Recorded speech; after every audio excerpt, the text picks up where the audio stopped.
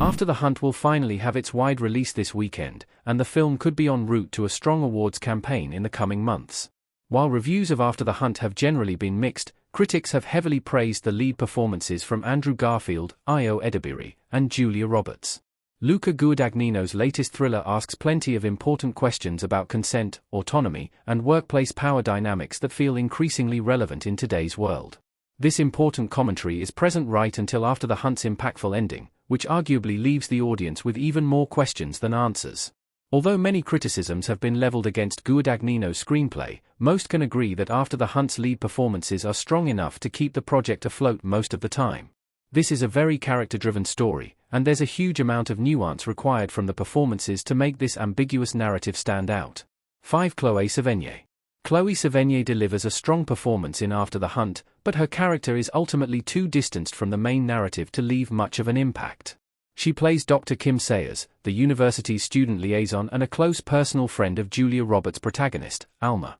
The main problem with Sevigny's character is that she has very little in common with the other characters.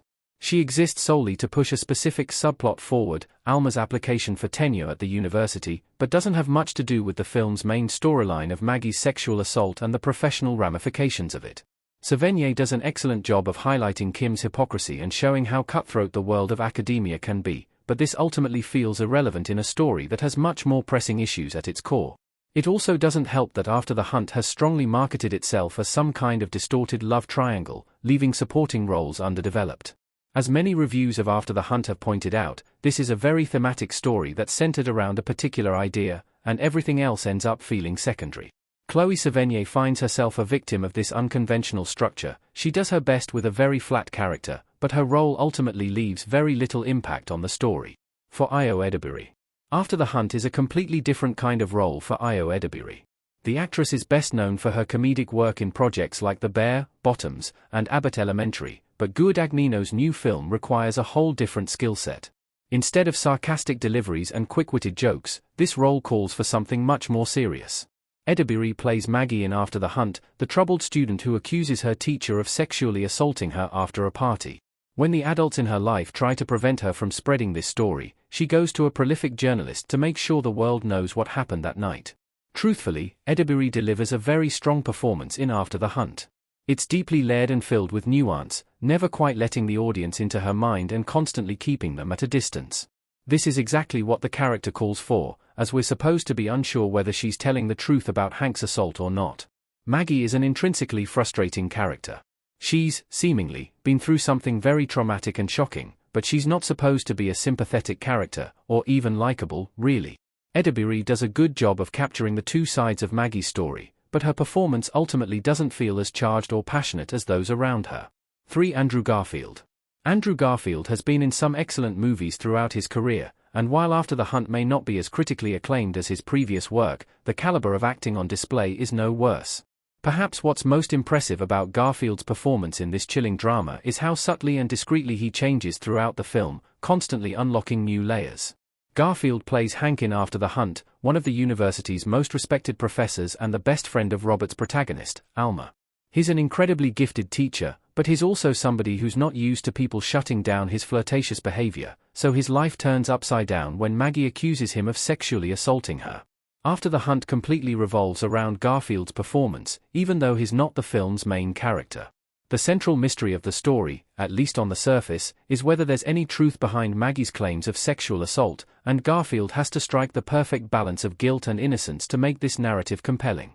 Garfield does an excellent job of deconstructing the male ego and showing how pride can easily break down into rage when viewed through the wrong lens.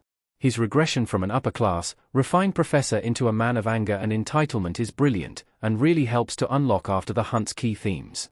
2. Michael Stuhlbarg. Michael Stuhlbarg's role in After the Hunt may only be a supporting one, but he runs away with every scene he appears in. It's a very understated performance, and nowhere near as emotional as the three leads, but he's the stoic glue that holds this entire story together. Without him, After the Hunt's commentary on trust and sacrifice wouldn't be nearly as effective. Stuhlbarg plays Alma's husband Frederick in After the Hunt, a prolific psychiatrist and one of the only people to speak out against Alma's self-absorbed and often narcissistic lifestyle. The film poses some important questions about whether those in a position of privilege can truly empathize with others, and Alma and Frederick occupy opposite ends of the spectrum. Michael Stuhlbarg always delivers strong performances, and he's an invaluable addition to After the Hunt's cast. His character is the film's only clear voice of reason, and without him, this whole story would merely be a playground of insufferable characters with nobody to hold them to account for their actions. At its core, After the Hunt is about the imbalanced power dynamics between men and women, both on a personal and professional scale. This manifests most clearly in the dynamic between Maggie and Hank, but the opposite is also clear in Alma and Frederick's marriage. Stuhlbarg plays his role with a certain vulnerability that's nowhere to be found in Hank. 1. Julia Roberts.